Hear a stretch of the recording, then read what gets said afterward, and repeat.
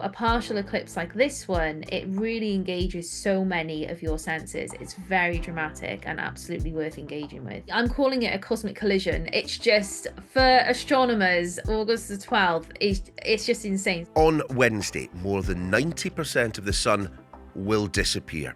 Don't panic. Also, definitely don't look straight at it. This is why. Hi everyone, Neil here, and if you have spent the past few days desperately trying and failing to get hold of some eclipse glasses, don't worry, you are not alone. They have sold out everywhere. The reason's simple. On Wednesday evening, potentially millions of us will all be doing the same thing at exactly the same time, heading outside and looking up. And I, for one, rather like the sound of that. Just after 6, the moon will begin to pass in front of the sun. Just after 7, more than 90% of it will be covered. So today, obviously, we are going to tell you what to expect and how you can watch safely, glasses or no glasses. But just a couple of hours after the skies go briefly dark, there are even more wonders to be seen in the night sky. And that got me thinking. Most of us only tend to look up when we are told that something special is happening. But in reality, that's the case practically every night. I sat down with the astronomer, astrophysicist, and science communicator, Dr Jenifer Millard. It's a very special solar eclipse, this one. So it's a partial eclipse, which means that some of the sun will always be visible, but it's a really deep partial eclipse. And so that means there's only going to be the thinnest crescent of the sun at maximal eclipse. And you start to get some of the effects that you see during totality during these types of partial eclipses. So that means a really kind of eerie light near maximal eclipse. It's not quite twilight. It's got this really ethereal feel to it. You also get a dramatic temperature drop, about 5 Celsius. You really do feel it. And you notice the animals starting to go quiet. The birds will stop singing. And that's because they think it's sunset. They think it's time for bed. So a partial eclipse like this one, it really engages so many of your senses. It's very dramatic and absolutely worth engaging with. So just explain how this all works, because of course the moon is a very specific size, it's a very Yeah. specific distance from the Earth and a very specific distance from the sun, all the way off in the distance. So was it just a complete coincidence that the moon is exactly where it needs to be in the universe to block out the sun? Yeah, we actually live a very special time because at the moment, the disk of the moon compared to like the size of the sun's disk, the moon is about 400 times smaller, but the sun is 400 times further away. So the effects cancel them out. And so that's why in our skies, from our perspective, the sun and the moon appear the same size.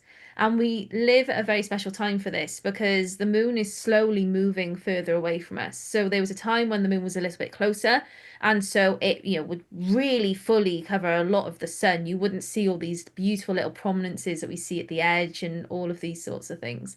And then in the future, eventually, it's hard to say exactly when, but in a few 100,000 years, there's not going to be a total eclipse anymore because the moon continues to move further away, and so eventually it just won't be able to cover the disk of the sun fully. So we'll still get annular eclipses, but not as spectacular as total eclipses. But I thought the moon passes between us and the sun every month. Yes. So why don't we get a solar eclipse every month? That is a very excellent question. So this is because the tilt of the moon's orbit is not exactly the same as the tilt of the Earth's orbit around the sun. So the moon's orbit is inclined by about 5 degrees compared to ours, and so that means the moon quite often it's higher than where the sun is, or it's lower, so they don't line up properly. There's a couple of opportunities every year at the crossing points of these orbits. We call them nodes, and what we need is we need the sun to be near a node, and we also need new moon to occur near a node, and then that's where we can get a total eclipse like this one, a solar eclipse. Now, as you say, it's an almost total eclipse, but not quite. So just run us Yeah. through what we should be expecting to see on Wednesday evening. Yeah. So the path of totality for this eclipse runs through Greenland, Iceland, Spain, and then the Balearic Islands. And so because that path of totality is so close to us in the UK, this is why we're going to have between 90 and 95% of the sun covered, depending on where you are across the country. So more of the sun is covered in the southwest part, and then it's a little bit less as you go more towards the northeast. But wherever you are in the UK, it's a very, very significant partial eclipse. And the event will kick off. It depends again exactly where you are in the country. The timings do vary due to the perspective and your relative location, but it starts around about 10 past 6, quarter past 6.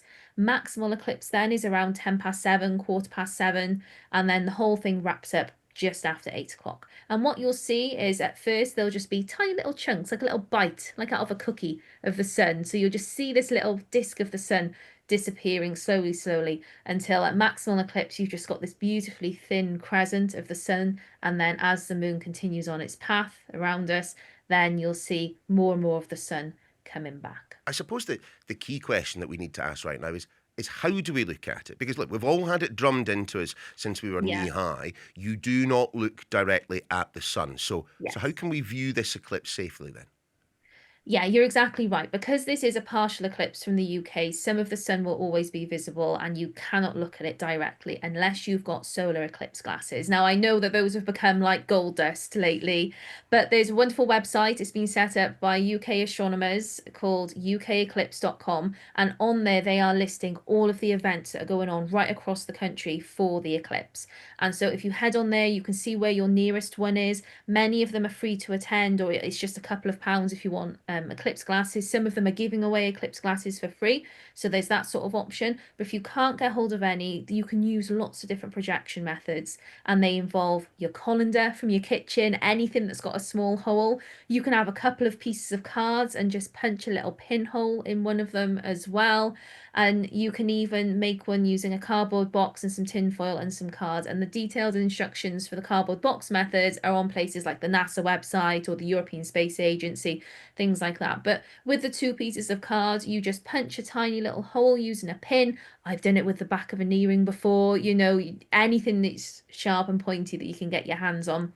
You then stand with your back to the sun, and so you hold the piece of card that's got the small hole in it closer to you, and then the other piece of card, and then wiggle them around. Getting the alignment right, the distance right takes a little bit of practice, but then that little hole acts like a pinhole camera and it will project an image of the eclipse. And I think this is a really nice activity if you've got kids, especially because you can put that paper on a table or on a wall and they can start drawing around the sun.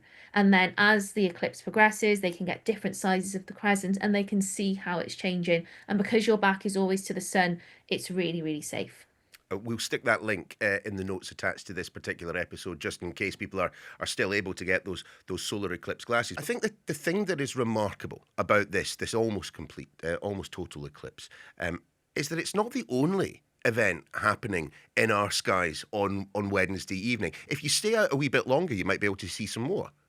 Yeah, it's really, I'm calling it a cosmic collision. It's just, for astronomers, August the 12th, it's just insane. So we have this eclipse, this amazing eclipse. And then later on in the evening, we have the peak of the Perseids meteor shower. And the Perseids is one of the most prolific meteor showers of the calendar year. It's very reliable. It's really joyful because, it happens at the height of summer.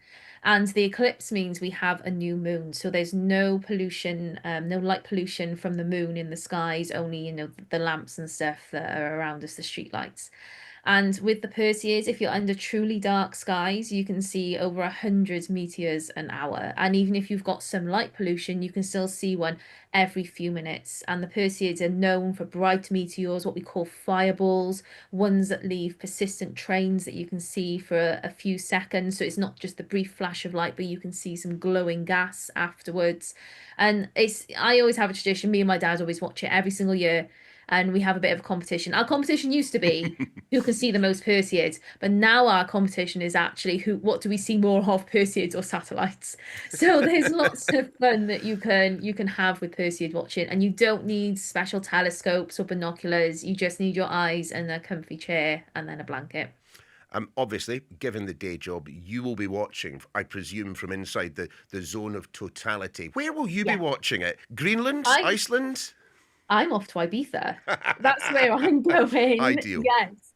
Yeah, I've been fortunate enough to be invited to a private event out there, and I'm taking my dad. He had a special birthday this year. This year he was 70, Ah, happy and so birthday. he's never seen totality, and so I'm really, really hoping that this is his chance that we get to see it. We'll keep our fingers crossed for you that the weather holds up. Look, but Mm. just as an experience, it brings people together. It brings Mm. people out. Why? Why do you think that is? I think the sun is just so integral to our lives. And so when something dramatic happens to it, it's almost like instinct that we can't help but want to look and want to see that we're going to be okay. It's just some kind of instinct within us, I think. And I think what's so beautiful about an eclipse is that it takes so long to happen. You know, it's an almost 2 hour event. And so it really is a social occasion. You don't look at the sun for the entire 2 hours. You sort of have a look and chat with your mates, have a look again 5 minutes later, and then you really notice that progression and how everything is changing. I think that they are wonderful, and because all you need are, a pair of those Eclipse glasses, or you just need some card with a hole in, or even a colander, it's so accessible as well. And so I think all of that combined makes it a special event. But it applies to so many other things that you can Yeah. see when you look up to the skies. I mean, I remember during COVID, like you talked there about those parts of the country which have truly dark skies. I live in central London. We do not have those. But Yeah. during the COVID years, I was put on to the International Space Station, which you can see clear as day from the middle of London with the street lights on. I mean, just explain what's going on there. Yeah, the International Space Station. So it's our orbiting laboratory that's been continually crewed for well over 2 decades now. But the ISS is enormous and it has these gigantic solar panels, they're absolutely enormous. And this because they're so big, they reflect so much sunlight and it makes the ISS, it's one of the brightest things in the night sky. It rivals the planets and it's certainly our brightest satellite at the minute. Look, we already know that to see the eclipse, you just need a pair of eclipse glasses, or indeed, as you've correctly pointed out, a colander, a clean one at that. Yeah. But I suppose what that reminds me is that for a lot of people, astronomy, looking up at the skies, they assume they can't do it for two reasons. One, too bright, won't be able to see anything. Two, I don't have a giant telescope sitting at home. But actually, you can see plenty, can't you?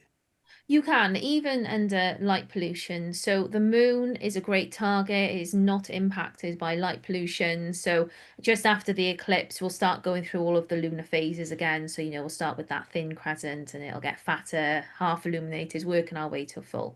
And there's so much that you can see. You can see the dark patches on the surface of the moon, the lunar mare. So these are basaltic seas that formed billions of years ago when the moon went under heavy bombardment by asteroids, and it cracked through the surface and allowed that magma to well up, and then it cooled. And so that's what all those dark patches are.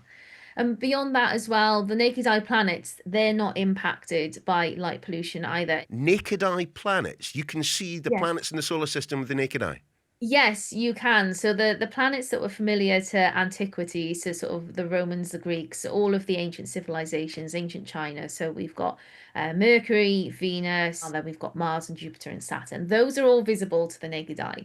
And actually, at the minute, we have all of the planets visible in the night sky at the same time. We've a really, really special time. So we've got Venus in the evening, just after the sun has set, and then before the dawn. We've got Jupiter, Mercury, Mars, Oh, wow. Saturn, and we also have two more hidden planets. So they require binoculars or a small telescope, but Uranus and Neptune are also up there. But the Jupiter, Mercury, Mars, and Saturn, those four, they can be seen with the naked eye. One of the things that I don't think many people perhaps realise or at the very least dwell on very often is that when you look up at the night sky and you see a star twinkling back at you, that what you're seeing isn't taking place in real time. Or rather, actually, you're kind of looking into the past, aren't you? And I think this is one of my favorite things about astronomy is its real life time travel because the speed of light is finite. So although it's fast, it's the fastest thing in the universe. Light still takes time to travel through the universe to get to us. Just like we take time to go from one destination to another, it takes time for us to walk to the shops. it's true for light as well. And so when we look out into the night sky, we see everything as it was depending on its distance. So it's like when we look at the sun, if you've got your solar eclipse glasses, when we're looking at the sun, the light that left the sun, it's taken 8 minutes to get to us. So we see the sun as it was 8 minutes ago. And when we look at the brightest stars in the night sky, generally speaking, they're the closest ones to us, and we're seeing them as they were maybe a few dozen years ago, or maybe a few hundred years ago. And then the faintest ones, then we're seeing them as they were thousands and thousands of years ago. And then when we're looking at other galaxies and things like that, we're seeing them as they were millions of years ago. So, you think about there's a galaxy out there that's say 65 million light years away. It's looking at an Earth that's just coming to the end of the reign of the dinosaurs. It's amazing to think that the further you look away, you're looking back in time, and it does make astronomy magical. I suspect you probably need more than a pair of binoculars, but with the tech at your fingertips and the fingertips of other academics, how far back can we actually look? So we can go almost all the way back to the Big Bang, but not quite. So the Big Bang was about 13.8 billion years ago, as we currently understand. And after the Big Bang, the universe was too hot for light to escape. It was all the light and all the matter was trapped up in something we call the cosmic soup. And then eventually, as the universe is expanding from the Big Bang, it's cooling, and eventually it cooled enough for atoms to form, the very first atoms, so hydrogen and helium and a little bit of lithium. And when that happened, it allowed the light that had been trapped, all those photons that had been bouncing around, locked away, to free stream through the universe. And we can detect that light today. So it was emitted about 400,000 years after the Big Bang, and we call it the cosmic microwave background. And if you've got an old analog radio and you tune it in between stations, you hear a crackle. About 2% of that crackle is the cosmic microwave background. So you can actually hear it. Yeah. Which I think is amazing. So that is the earliest light. We can't see anything further back from that. We're hoping in the future to go further back than that with gravitational waves, but time will tell, and it'll come. It'll happen at some point. Your enthusiasm for this topic, for not just for the eclipse, but for staring up at the skies is contagious, Jennifer.